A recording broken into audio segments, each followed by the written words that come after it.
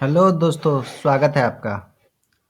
आज मैं आपको जलवायु से रिलेटेड जो भी क्वेश्चन बनते हैं, जैसे भूमध्यरेखीय क्षेत्र कौन सा क्षेत्र है और आपका उष्णकटिबंधीय जलवायु यानी भूमध्य सागरीय जलवायु कहाँ पाई जाती है, इस प्रकार से जो सवाल बनते हैं उनको मैं आपको लोकेशन दिखा देता हूँ अच्छे से, जिससे आपके दिमाग में छवि बन सके। तो चलिए आइए स्टार्ट करते हैं।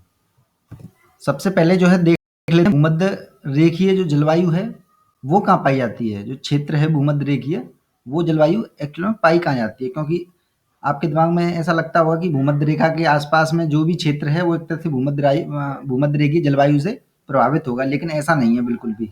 तो चलिए आइए महत्वपूर्ण जो भी क्षेत्र है विभिन्न विभिन्न महाद्वीपों में, उनके बारे में मैं आपको बता देता हूँ। देखिए, कोलंबिया और वेनेजुएला का जो भाग है इधर की साइड का, ये क्षेत्र मान लीजिए, ये एक तरह से भूमध्य रेखीय जलवायु पाई जाती है यहाँ पर। और आपका एक ये क्षेत्र है बीच का, यहाँ से लेके यहाँ तक, तो ये क्षेत्र है, यहाँ पर भूमध्य रेखीय जलवायु पाई जाती है। ये वाला क्षेत्र है, और एक यहाँ पर, और जो अमेजन बेसिन जो आ जाएगा एक तरह से भूमध्य रेखीय जलवायु क्षेत्र के अंतर्गत ही आ जाएगा। तो ये दो लोकेशन आपको दक्षिण अमेरिका के बारे में याद रखनी है।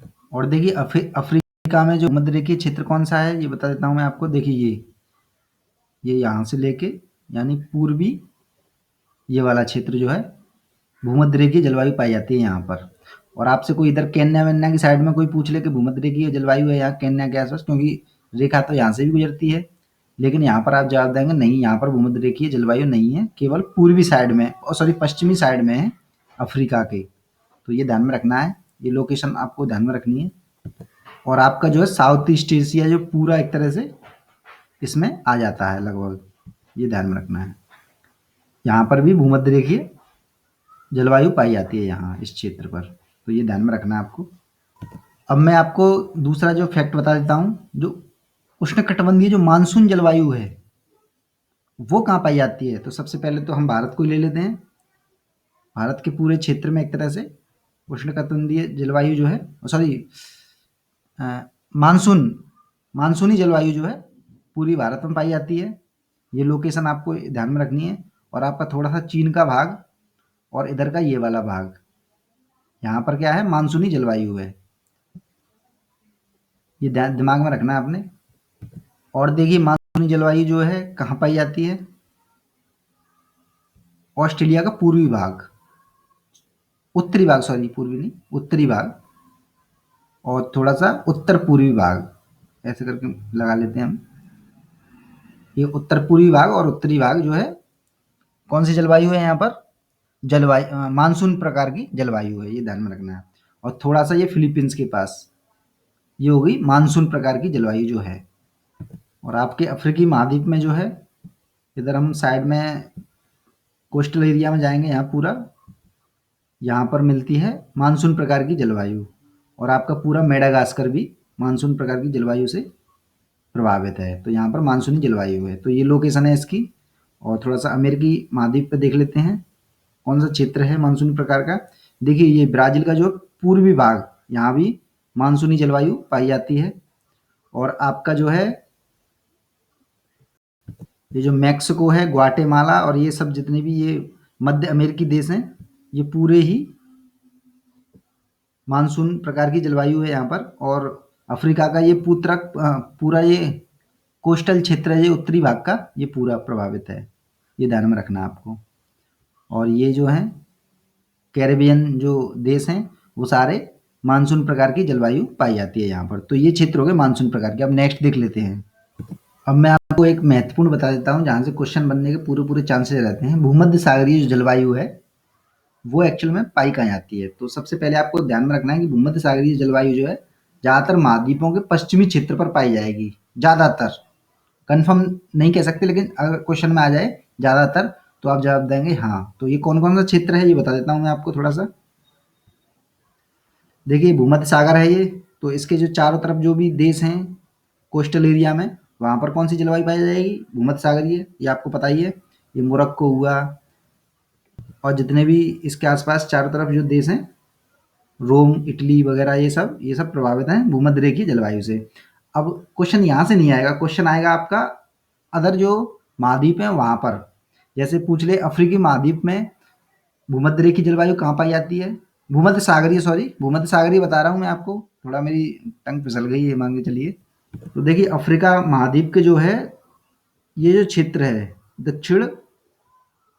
दक्षिणी जो क्षेत्र है, दक्षिण पश्चिम मान के चलिए, दक्षिण पश्चिम, बिल्कुल दक्षिण दक्षिण पश्चिम मान के चलिए, दक्षिण दक्षिण पश्चिम। तो ये जो क्षेत्र है ये प्रभावित है, केप टाउन है जो दक्षिण अफ्रीका में, वो पूरा ही प्रभावित है एक तरह से भूमध्य सागरीय जलवायु से। और आपका जो है ऑस्ट्रेलिया प्रभावित है, देखिए कौन सा क्षेत्र, पश्चिमी क्षेत्र ये वाला, और थोड़ा सा दक्षिणी क्षेत्र मान के चलिए यहाँ पर, ये भूमध्य सागरीय जलवायु है ये ध्यान में रखना है। थोड़ा सा दक्षिणी क्षेत्र और थोड़ा सा पश्चिमी क्षेत्र, और दक्षिण पश्चिम भी आ जाए तो आपको कोई प्रॉब्लम नहीं होनी चाहिए जवाब देने में। दक्षिण पश्चिम आ जाए या फिर दक्षिण आ जाए या फिर पश्चिम आ जाए तो आपको जवाब दे देना है यहाँ पर भूमध्य सागरीय जलवायु है।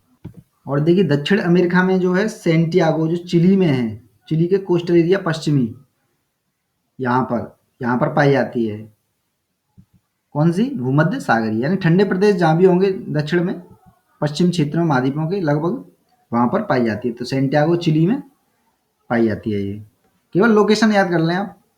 ऐसे ही आपकी उत्तरी अमेरिका में यूएसए के अंदर जो है, देखिए ये वाला क्षेत्र जो है यहाँ पर देख लीजिए, पश्चिमी क्षेत्र है ये यूएसए का, सैन फ्रांसिस्को यूएसए, तो ये भी प्रभावित है भूमध्य सागरीय जलवायु से, ये ध्यान में रखना है।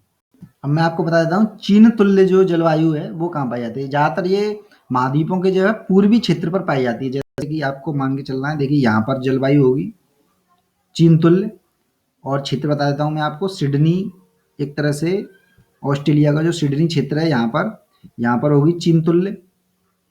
और आपका देखिए यहाँ पर अफ्रीका में नहीं है ये, अफ्रीका में थोड़ा सा दिया है यहाँ पर, ये बर्ग पवन चलती है यहाँ पर है। और देखिए थोड़ा सा पंपास का जो क्षेत्र है यहाँ पर जो चीन तुल्य पाई जाती है।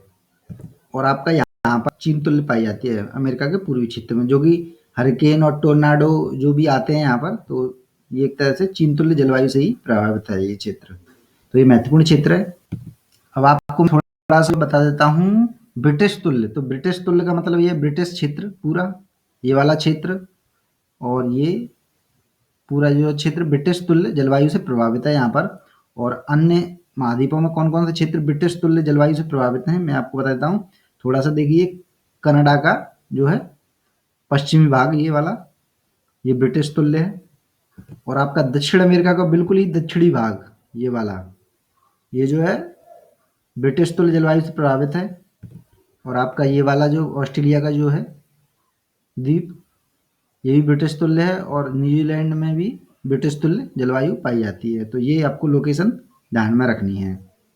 और एक थोड़ा सा बता दूं मैं यहाँ पे चीन तुल्य, जो जापान में जो है चीन तुल्य जलवायु ही है ये।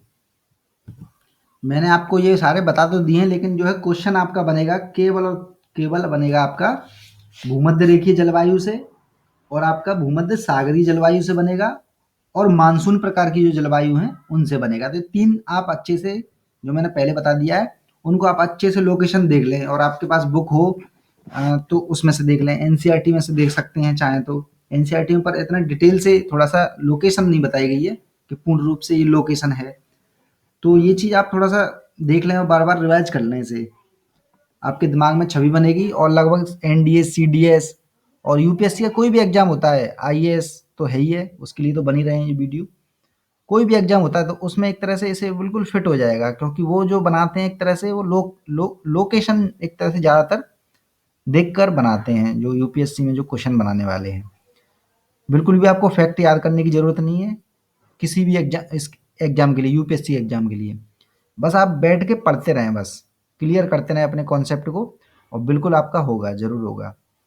चाहे वो एनडीए का हो, सीडीएस का हो, और आईएएस प्री क्यों ना हो, उसमें सारी चीज़ें शामिल है। तो जिन्होंने अब तक पुराने वीडियो नहीं देखे हैं, आपकी स्क्रीन पर आ चुके हैं, देख लें उन्हें, और शेयर करें, लाइक करें। धन्यवाद।